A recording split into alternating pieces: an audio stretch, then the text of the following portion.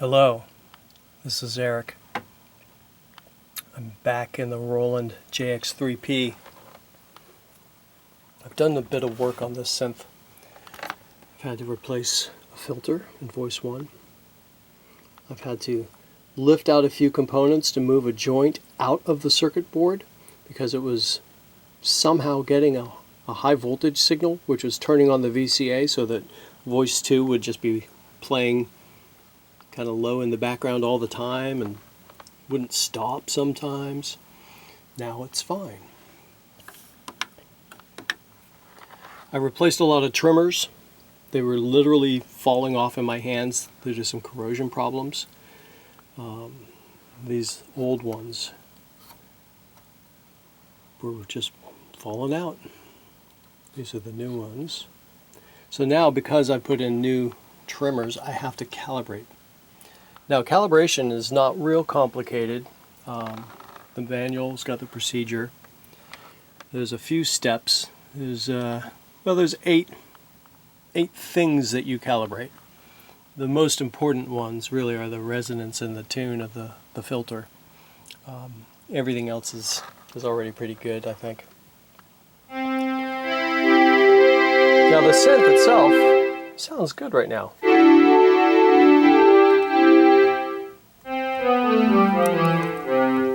Everything sounds pretty normal. But if I pick a patch that's a little more sophisticated,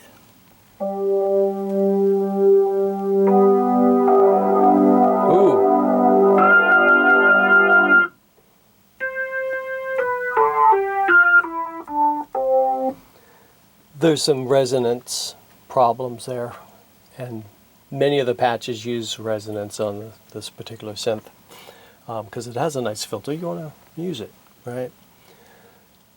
But right now it's out of calibration, so these patches got some weird stuff going on. But I'll get that cleared up. Now, that brings me to an important point. If you are buying a vintage synthesizer, you can't just listen to a couple patches, because they might sound great. And you would never know that there are other problems lurking within the synthesizer.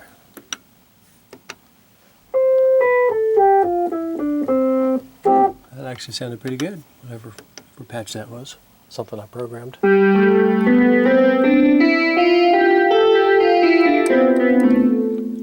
But many of them, well, there's one.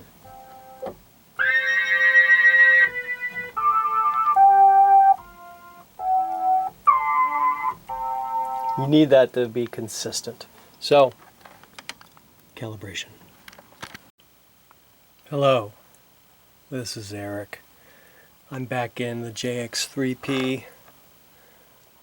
This is a good synth. I've had the 3P, I've had the 8P, and you know what? I sold the 8P. I never could really get into it. Hate me for it. I like the JX-3P. This one had some problems though. Came to me broke, and like most synths I buy, and my mission is to rescue it. So what were the problems? Well, first off, you notice the 6 voice circuits here. One of the chips is in a socket. That's a new chip. It's an AR3109. This is a perfect replacement for the original IR3109. Sounds wonderful. You'd never know. It was different. I also replaced an op amp. Now, the reason I replaced the op amp was probably fishing. It was before I really figured out that the problem was the voice or the VCF. But since that op amp is common to both channels 1 and 2, and I was having a problem with channel 2, I thought, let's give it a shot. Now, the problem with channel 2, oh, it was devious. Notes would just start playing on voice 2 all by themselves. right now this synth is on. It's been on for half an hour or so, and none of the notes are playing by themselves. What was happening is somehow I was getting a high voltage signal at a very important joint. The joint which turns on the VCA. So if you turn on the VCA, you will get sound passing through it, because the oscillators are always running, right? There's always something ready to happen, you know, with these synthesizers, free running LFOs and oscillators and stuff. If you open the VCA, you might get some sounds out. And I was. I could not figure out where this voltage was coming from, since there's nothing connected to it, at least not according to the schematic. So all I can imagine is that there was a problem with the circuit board itself. So what I did is I lifted the components out that formed that famous junction out of the circuit board. So there's a resistor that's lifted. I believe there's two resistors that are lifted. I have to get a little more light on the subject here. Two resistors, one capacitor. Now we have that nice ugly joint floating there in space, but it's not in the circuit board, and it's not picking up that extra voltage that was causing the trouble. What else have I done on this, and why am I in it today? So there were some corrosion problems. Not real bad. I mean, they weren't any trace corrosion problems. What I found primarily was just kind of gunk, corrosive gunk. I don't even know how corrosive, other than a little corrosive. Underneath a lot of components, underneath some ICs, all up and down the voice channels, kind of concentrated in the middle section. I don't know what happened to this, but something probably got spilled. So during work on this, what I found is that some of these trimmers, this is a new one by the way, these are the old style, these would just fall off in my hands. I'd move the board, take it out to do some work on it, the trimmer would fall off. Very frustrating. So I went through and kind of checked them all out. Watch one break now. In doing this, some actually did break, which is fine. You can't fix it if it doesn't break, right? You don't want intermittent faults; those are the worst. So I was perfectly happy that some were breaking off in my hands, because those are definitely the ones that needed to be replaced. And I replaced a bunch. 2, 4, 6, 8. Looks like I replaced 9. The act of replacing them, though, means that all these circuits that use these trimmers are now out of calibration. And that's what's going on today. I am calibrating this synth. I've got the procedures somewhere around here. There's the procedure. They call it the JX-3P adjustment. This is from the service manual. You can find it online. This has some great stuff in it. This gets you into test mode, so you can test individual voices. That's key with a polyphonic synth, because otherwise every time you're pressing a key it advances to a different voice and you don't really know what you're testing or listening to anymore. So I've got to calibrate this. The first calibration procedure is for reference voltage. There's a test point in the middle of the board.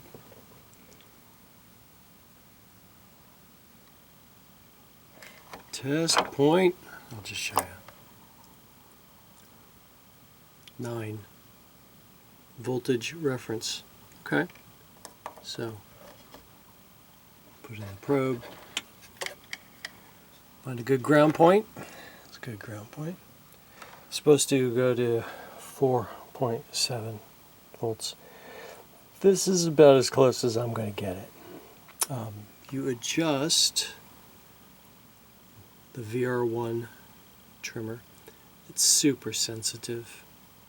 You put in a little screwdriver and just tap it, and you're going to change what this reads. So today, 4.706. When I just adjusted this, it was 4.71, and then I tweaked it down just a tiny bit. All right, well, that is the first procedure.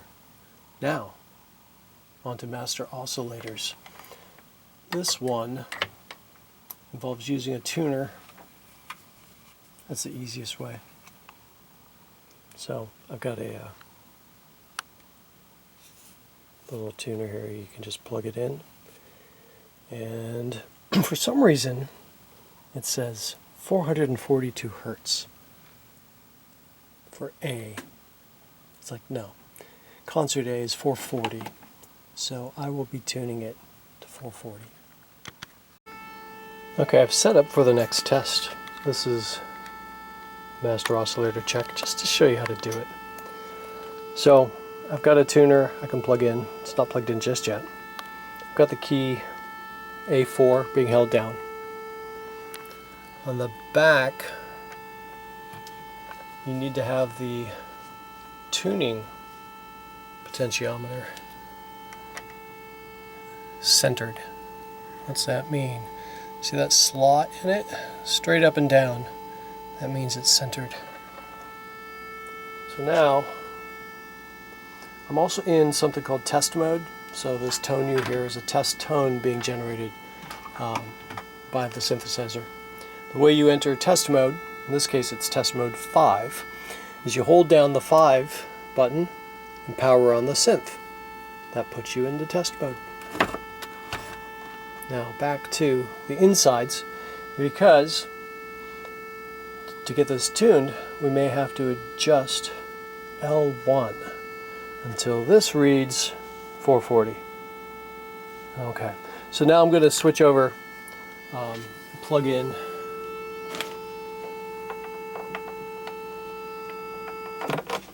the tuner that cuts out the, you know what?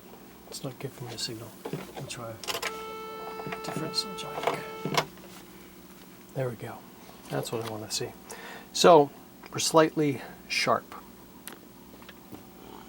Now I have to find L1.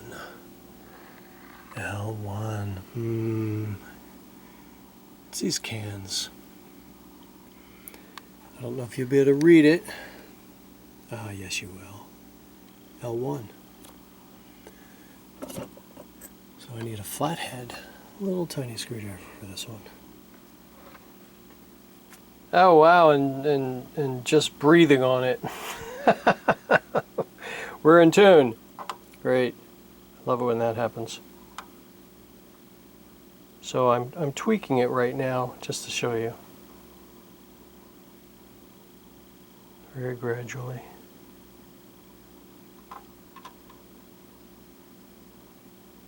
Okay. It's not a hard procedure. Alright, so that is the first part of the master oscillator tuning procedure. Now it says unplug the meter and plug in the amp with a speaker or headphones. Well, that's easy because we already have that set up. There. Turn the tuner off. Now we're going to do a little editing of parameters for this procedure. So I can't do this and hold the camera, and I don't feel like pulling out the tripod just yet. So let me just tell you what it does.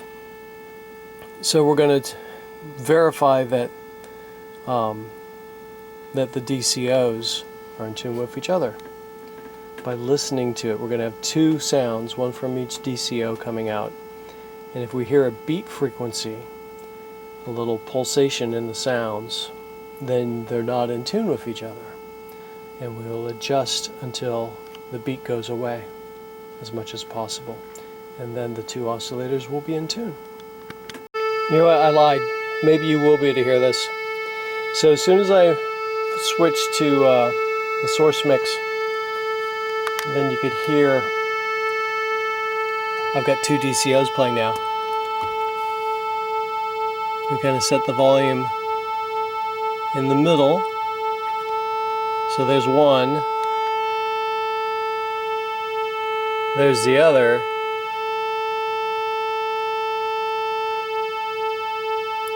Boom, boom, boom, boom. That's the beat. We want to get rid of that.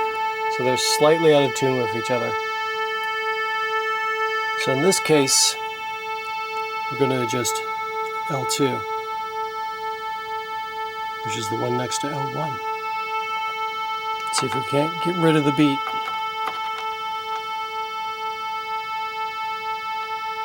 Now that made it worse.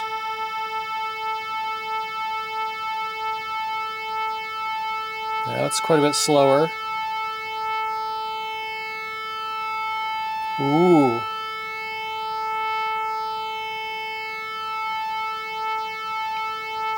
Worse. See, in order to calibrate it, you also have to know what you're listening for. So that's bad. We'll make it extreme and obvious. Getting a little better. The beat frequency will slow down, meaning the pulses will be coming less often.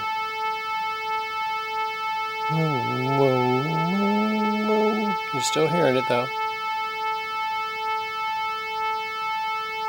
Ooh, that's really slow now.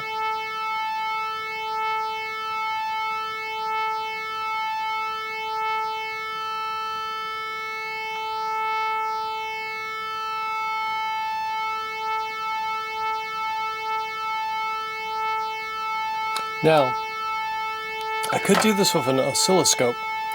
I think I will. This shows more clearly that I still have a little deviation there between the two oscillators. So I'm going to try to adjust it and get rid of that. Wish me luck. I gotta admit, I'm a little surprised. I did it. Those are the two waveforms, quite locked in. So now let's give it a listen, because currently I'm connected to the jack there. So I can only do one thing at a time. There we go. That's the sound of the two oscillators. So that's pretty cool. Now, is it consistent? Yeah, we're getting consistent across the entire range of the keyboard. That's really nice. Now, because this thing is so sensitive, you know, just picking this up and moving it, I mean, it could knock it. A little vibration if it traveled, got shipped, ooh, you know, probably be back out of calibration. But now you see how to do it and how it can be done using either your ears or the oscilloscope. All right, so that finished master oscillators. This next one I think is pretty straightforward.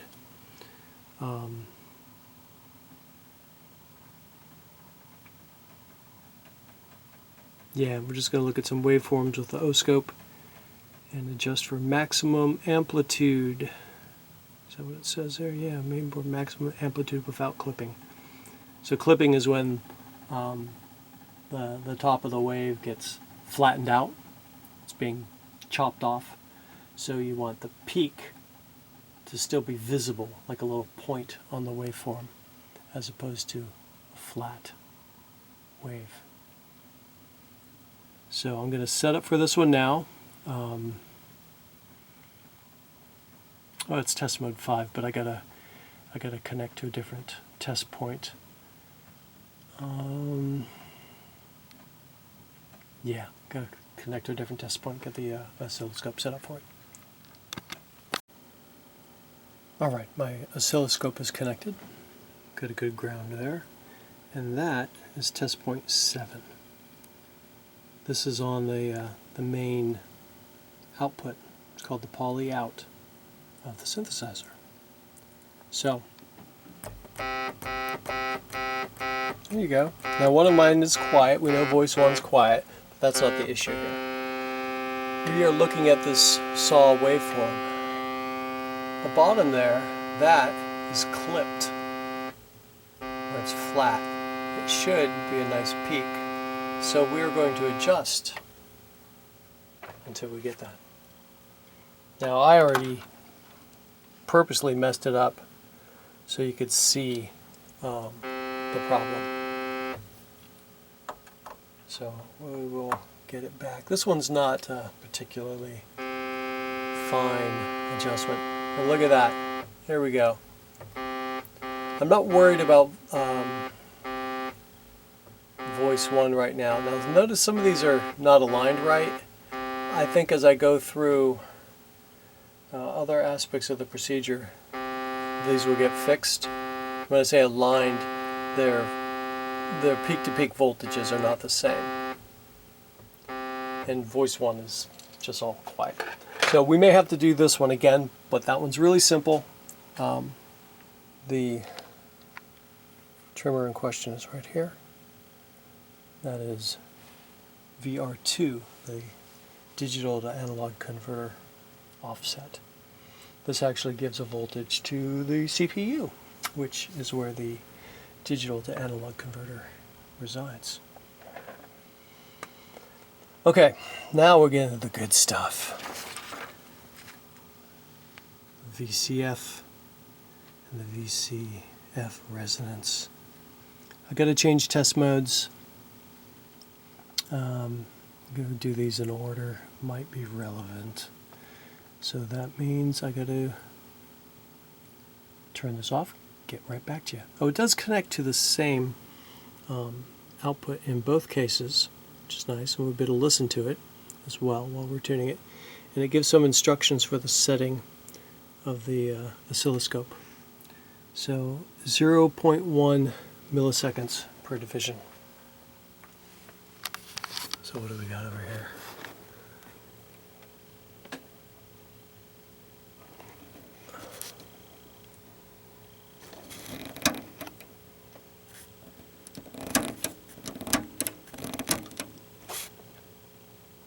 That would be the proper setting, assuming I'm really reading that that is 0.1. Whoa. It really is 0.1. There we go. All right. The voltage is probably already set well, but we'll adjust it as required. Okay, now I got to change test mode and get into this.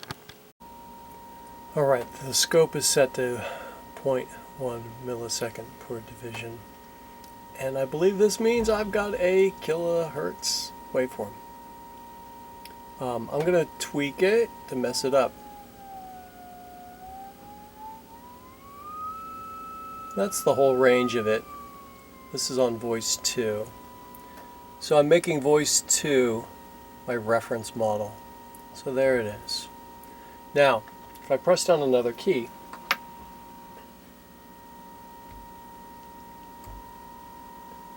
I see that that voice is no good. But what voice is it? Well, since I'm in test mode, it will light up to indicate which one it is. Now, let's see if I can spot which one it is. There we go. So 2 is my reference, so this is 4. So if I go to my board and adjust number 4, so 1, we're in the second row there, 1, 2, 3, 4, then I ought to be able to get those perfectly in sync. That's what we're about to try to do. So we're going to cheat. I'm just going to tweak it a little and just see what happens. There, tweaked.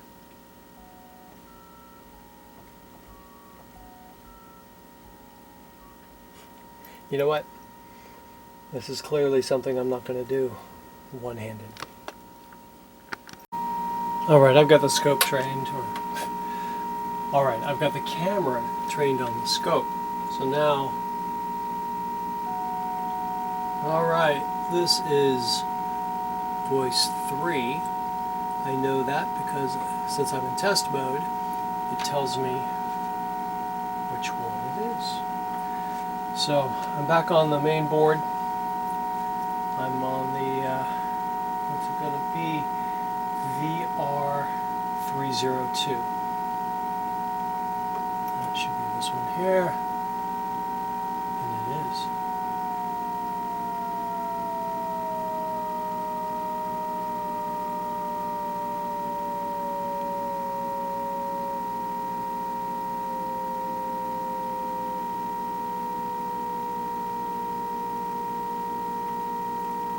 This is one of the new trimmers that I put in, and as you can see, they're completely out of whack. So I'm going to get these in phase.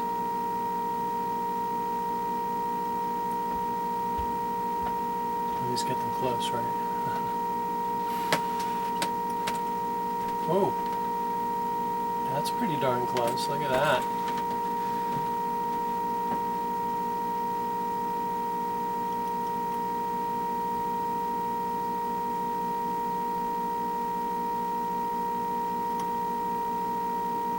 This again is one of those procedures where it's so sensitive.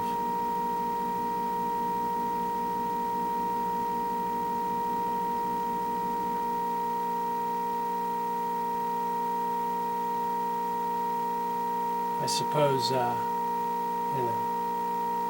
close enough is actually pretty good, because this is an analog synth, and having a little variation in things adds character. That's my excuse. That's my story. I'm sticking with it. So now we're on the number 5. 5 is much closer in tune already. 5 is one of the original trimmers, so I haven't messed with it.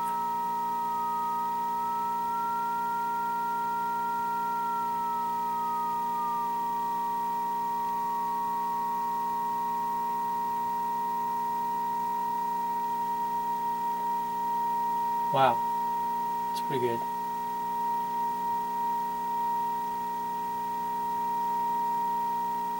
Slight beat frequency there. Much better than before. Okay, let's try another one. This is 6.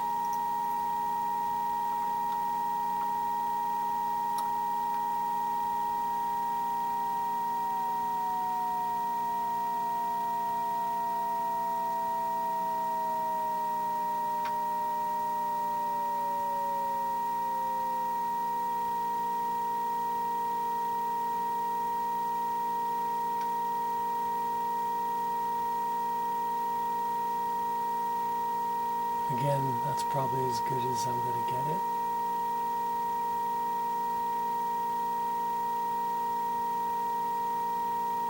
Even the, it's really about the tolerance of the trimmer, right? It's not about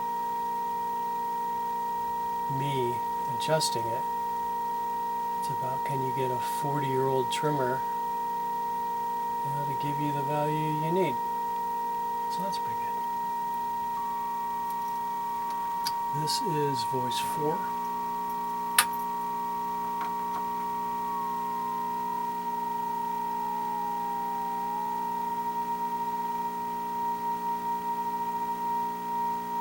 I may have been tuning the others wrong. I may have skipped down to too low of an octave. Does that make sense? That's 2, so 2 doesn't count. This is voice 3. This is one of the new trimmers. I think I already tweaked on this one, didn't I? Maybe. I'm curious if I go through the whole range of it. What do we see?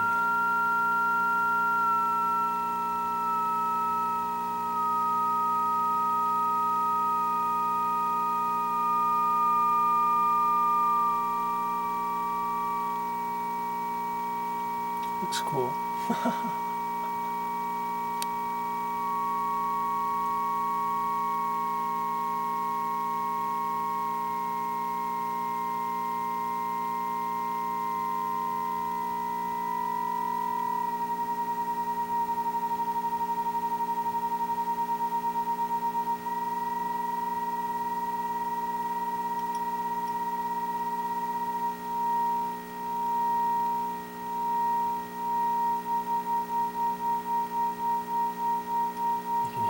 Frequency.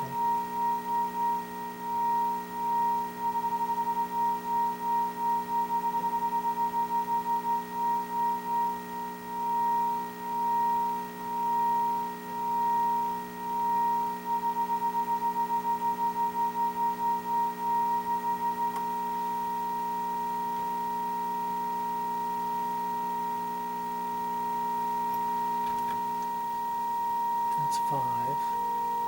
That's 6. That's 4. 1. 3. Okay, so let's fix 3. And then we'll be looking good.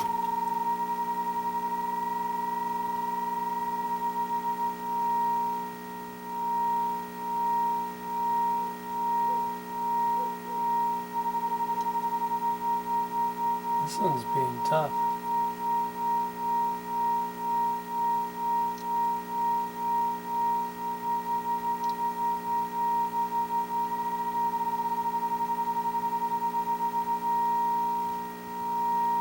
Okay, we're going to call it. All right, so the VCF is tuned.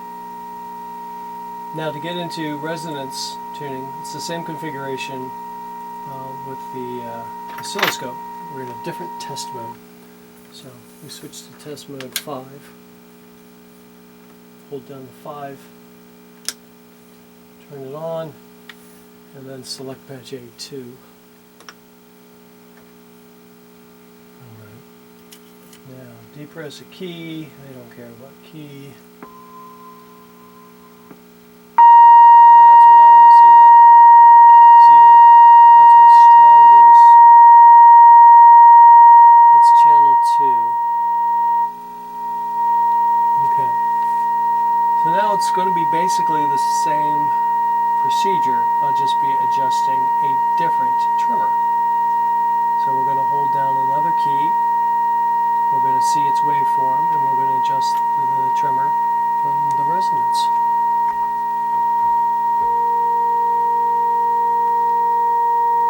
So that's 6. 6 is already pretty good. 6 is an original trimmer,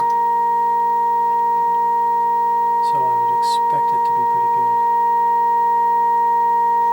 Oh, you know what? I skipped something. I got to adjust this waveform for proper peak-to-peak voltage. So I got to set up the reference waveform appropriately. So it's supposed to be 600 millivolts peak-to-peak. So we're at 0.5 division right now. That won't be good. Let's try.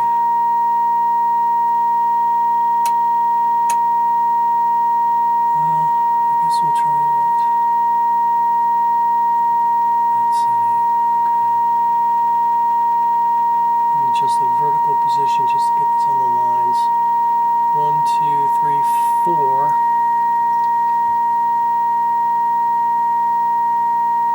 So that's too much.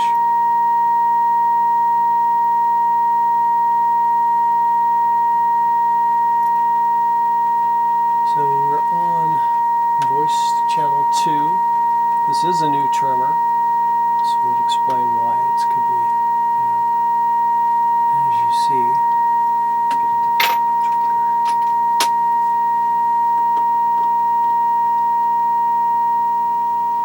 Aha! See? We got quite a range here, and that's good. Now, to make my math simpler, I've switched it to 0.2. Why is that? Well, because that's a even division of 6. So whole range is 600 millivolts. So right now each division here is 200. So I got to bring this down a lot. So this whole range should be in 3 of these. So right now, 1, 2, and a little more. I'll bring that up. I'm going to put this back on the, right on the crosshairs there. 1, 2, 3.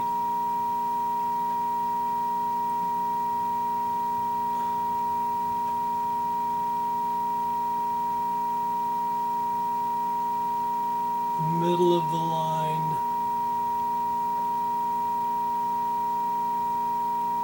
See, I don't want the resonance to be too hot. That's what this is all about. Alright, that's close enough. So now we're going to go through and adjust the other channels. So we hold down a key. Actually, let's bring this down so we can see everything easier. Alright. That is voice 3. Voice 3 is on a new trimmer, so I'm not surprised. It's never been calibrated.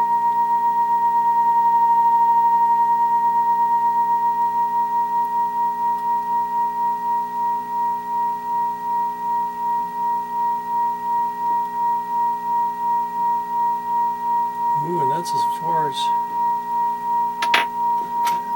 it wants to go, huh?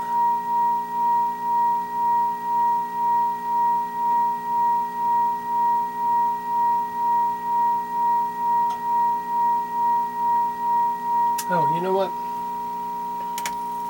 This procedure's not quite the same as the other one. We're not comparing the two together.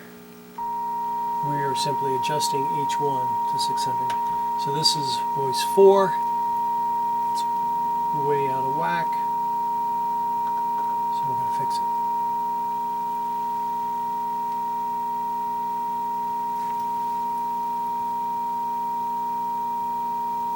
It's a little low. I'm going to raise the peak-to-peak voltage.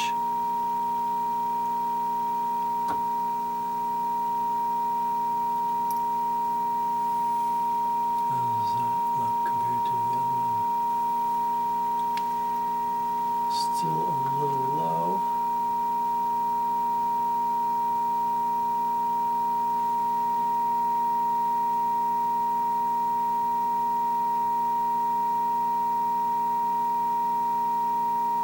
Okay, I think that's good. Now that is voice 5. 5 is off quite a bit. I can increase the peak-to-peak voltage.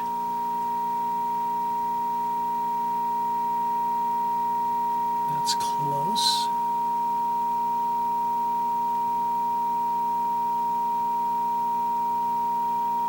Three divisions, that's good. Whoa, that is voice 6.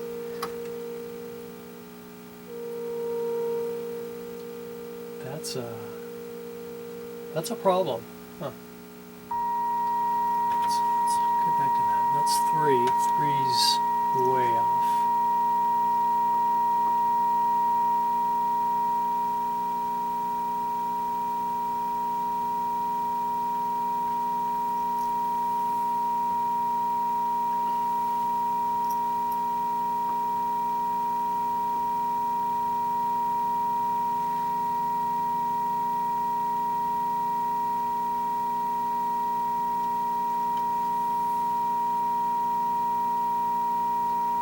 Okay, that's pretty good. That is 2.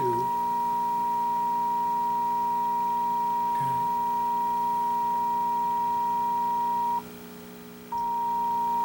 Which one are you? You're 4, okay. Yeah. This was probably, it's 5. 6 is a mess. And 1's got multiple issues still. I'm hoping that the VCA DC balance is going to fix that, and then I'll have to go back. And that may fix 6 as well, because that is all off.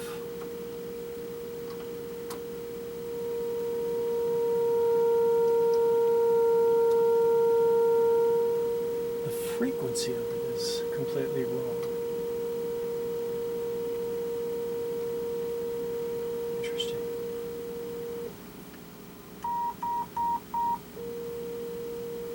Okay. Make a note of that. This next procedure is a little strange.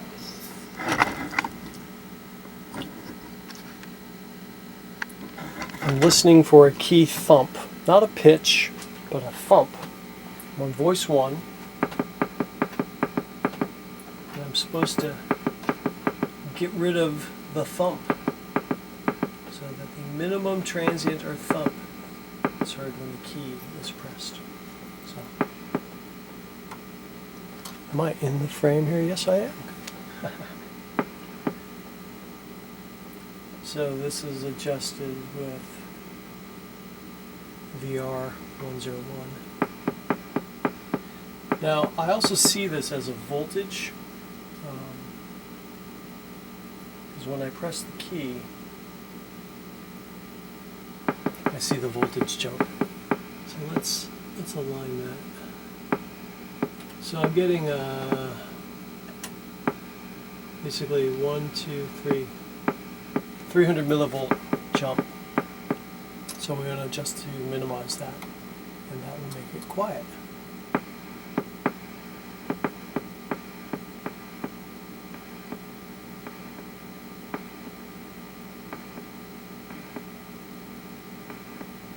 It's pretty quiet. I hope that does something to assist with the problems that I was having with the volume on voice 1. Alright. Now, to get to the next voice, this is kind of weird. Press sequencer note to select channel 2. Okay. So now,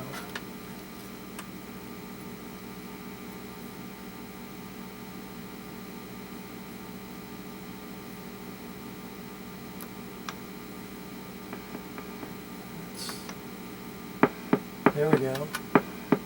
That's a big jump on 2.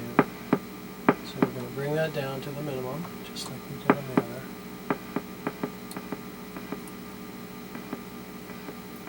Actually, I can show you this on the scope. You can hear it and see it.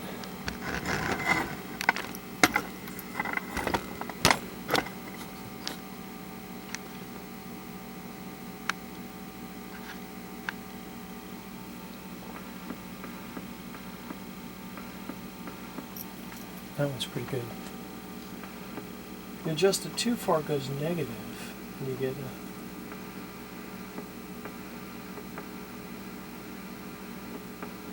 little thump. Okay, that's good. And now we advance again to the next voice. Now that one's negative going. That's one of the new trimmers, so it's all out of whack.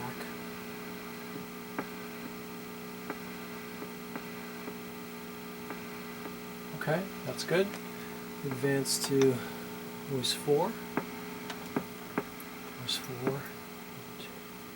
It's also a new trimmer. It's a little off and not hard to adjust. Okay. Advance voice 5.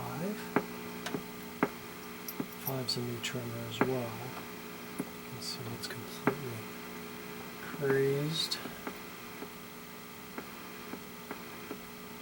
Alright, now we advance to 6.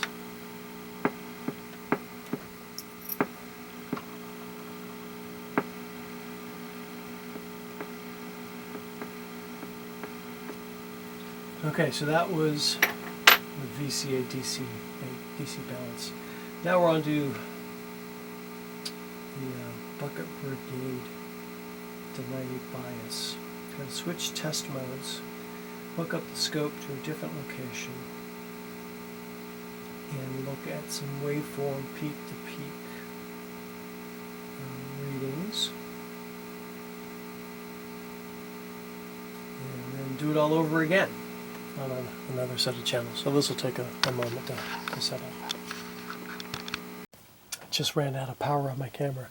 Alright, so it's plugged in, and here we go again. So strings were sounding good. I've calibrated things. The organ sounds and other sounds using resonance and the filtering were really bad. So let's give a listen to the organ. Ooh.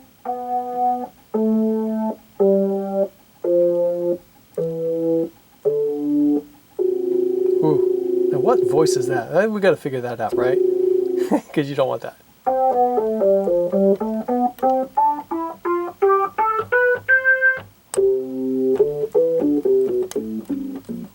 Yeah, it happens.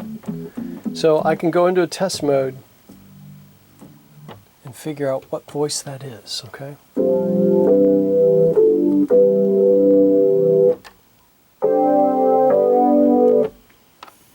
And things are definitely better since calibration.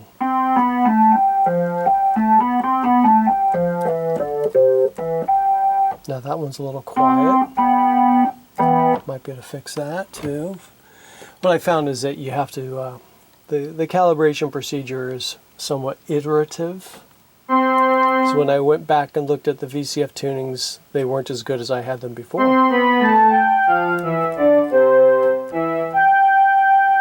Let's see, that's too quiet. But the sounds in general, I'm going to say they're the right sounds. That's a sync sweep.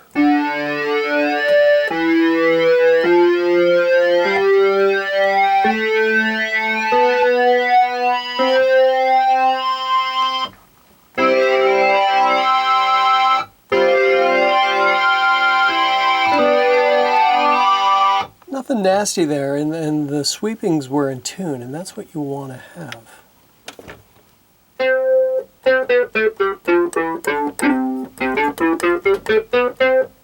The funky clav is good. Let's look at the voice. This is the froggy voice.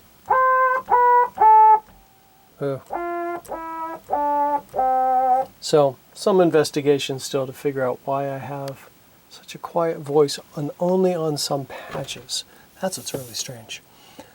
Maybe it's an intermittent problem, and those are a little trickier, but not impossible to solve.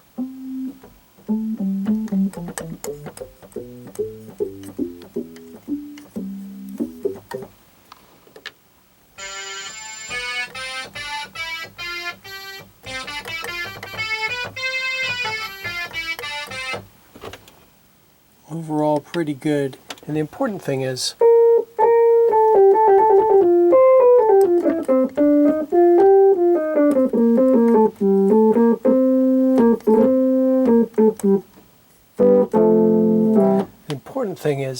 I had to calibrate it so I can find the next series of problems to correct.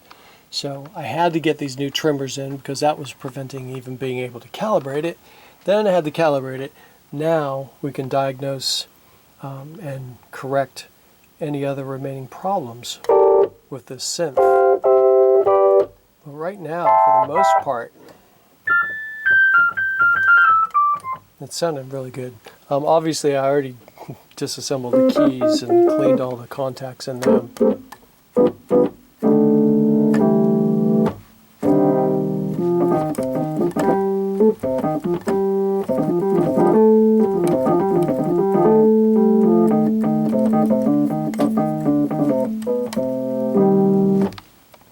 Now chorus, as I said before, I didn't adjust.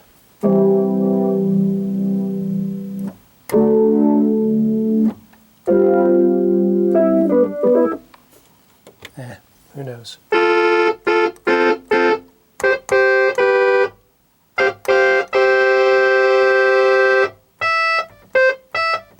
Yeah. All right. We know what we got to do next. The number one problem is this voice, which is quiet on some patches and not others. So we'll analyze those patches, figure out what about the patch is causing the trouble, and correct it. It may have something to do, well, don't want to speculate too much, but envelopes, multiplexers, maybe logic chips, you know, something, but not at all insurmountable. So pretty successful calibration. Now we go on. I'll fix the rest of this up. While I've got you here, I'm going to take a quick look at why or which of my voices is quiet. Try to figure out what's going on. I'm in test mode. I'm in test mode 5. What test mode does is it lets you not only you can isolate on individual voices, but in this particular mode, it shows you what voice is playing. These will light up. So 1, 2, 3, 4, 5, and 6. So that's voice 2. Sounds good. 3, 4, 5, 6. 1 is really quiet. Yeah, it's there, but it's quiet. So I'll just make a note. The calibration procedure should take care of that, but I want to know for sure that it does. Okay, back to the main event. DA offset. So we're in the right test mode, and we've got to hook up oscilloscope. Give me a second.